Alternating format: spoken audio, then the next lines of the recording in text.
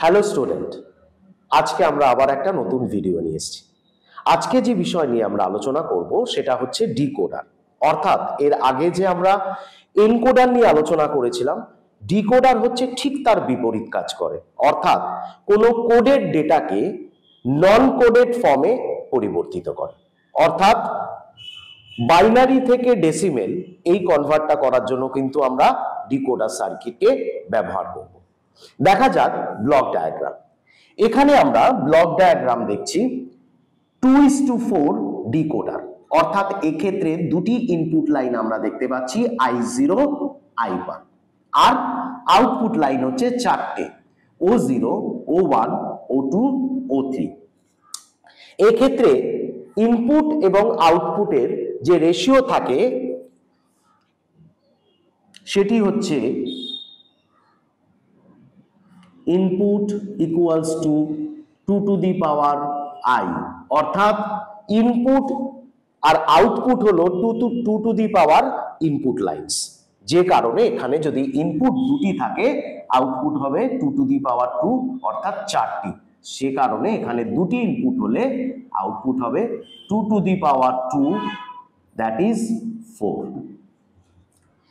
তো এবার আমরা ব্লক ডায়াগ্রামের পরে আমরা চলে আসলাম ট্রুথ টেবিলে।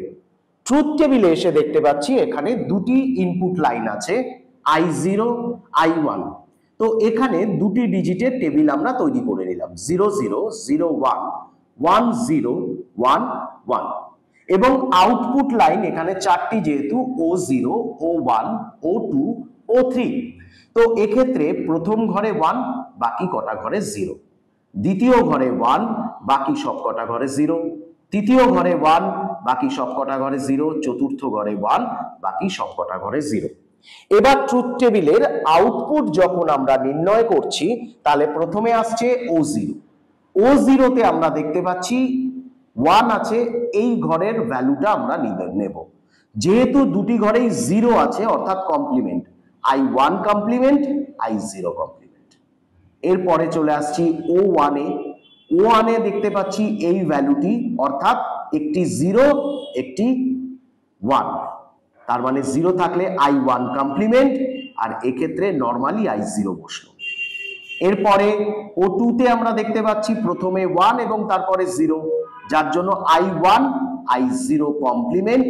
এবং লাস্ট রুমে দেখতে পাচ্ছি যে দুটোতেই 1 আছে, সেই জন্য I1 I0। কারণ আমরা জানি যে যদি 0 থাকে কমপ্লিমেন্ট বসাই এবং 1 থাকলে নরমালি সেই ভ্যালুটা বসে যায়।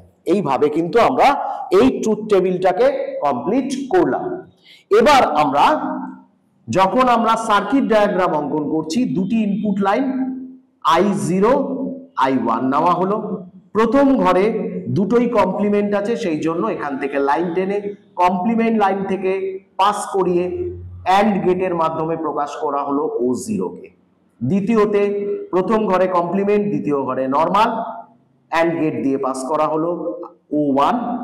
তৃতীয় ক্ষেত্রে নরমাল এবং এটা কমপ্লিমেন্ট থাকছে, অ্যান্ড গেট দিয়ে পাস করা হচ্ছে O2, এবং শেষের ক্ষেত্রে কিন্তু কোনোটাতেই কমপ্লিমেন্ট নেই, সেই জন্য নরমালি অ্যান্ড গেট দিয়ে পাস করা হয়েছে O3।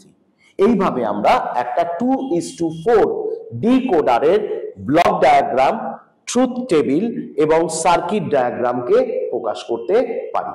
আশা করি সবার বোঝা গেছে বিষয়টি।